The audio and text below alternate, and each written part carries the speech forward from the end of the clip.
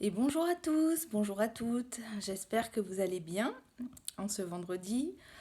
J'imagine pour la plupart d'entre vous, vous êtes enchantés, le week-end arrive ce soir ou au pire demain midi.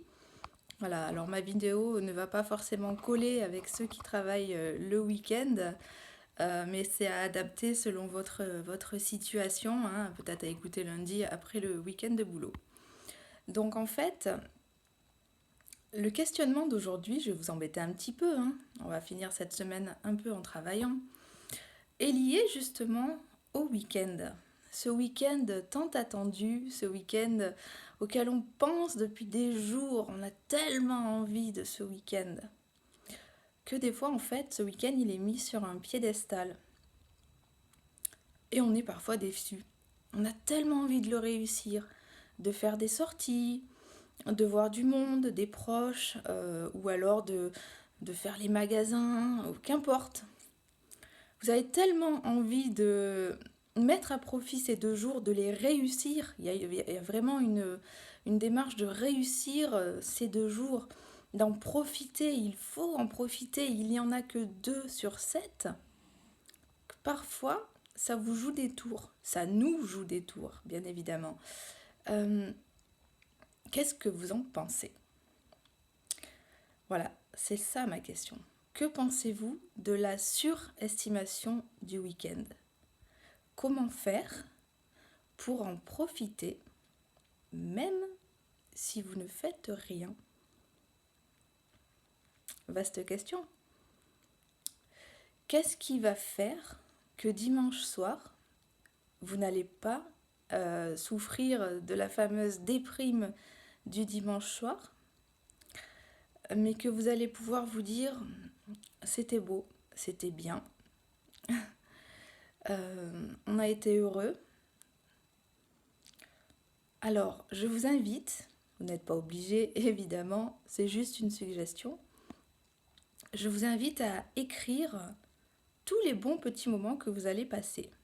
Ça peut être regarder un film, ça peut être tout simplement partager une conversation avec votre enfant, votre conjoint, conjointe, un coup de fil, faire une bonne recette, voilà, faire une super sortie ou pas. Tout ce qui va composer ce week-end et qui va faire qu'au final vous aurez cette satisfaction, mais pas dans l'excès, pas dans une recherche de faire des choses forcément extraordinaires, juste profiter. Vous savez, moi, c'est toujours mon leitmotiv en tant que coach, profiter de la vie, profiter de ce que l'on a et apprécier surtout ce que l'on a. Donc voilà, essayez de penser un petit peu à moi pendant ce week-end et de vous dire, ah tiens, en fait là, je suis en train de vivre un bon moment.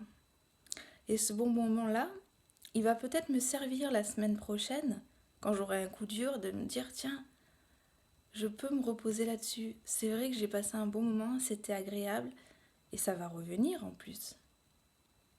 Profitez de ces moments comme des cadeaux, de manière à les réutiliser quand c'est plus difficile. Voilà, reposez-vous. Le repos, ce n'est pas du temps perdu. Vous êtes, voilà, on va parler d'un truc très actuel. Vous êtes comme un téléphone portable qui a besoin de se recharger. Hein, sans batterie, le téléphone, il ne va pas marcher. Eh bien, vous êtes pareil. Donc voilà, ne surestimez pas, ne surinvestissez pas votre week-end. Hein, laissez la possibilité de ne rien faire.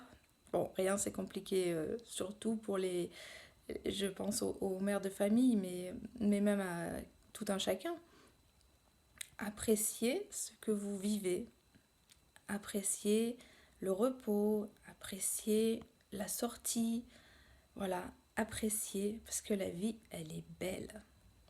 Et pour ceux qui ont des vies très compliquées, essayez quand même d'apprécier. Voilà.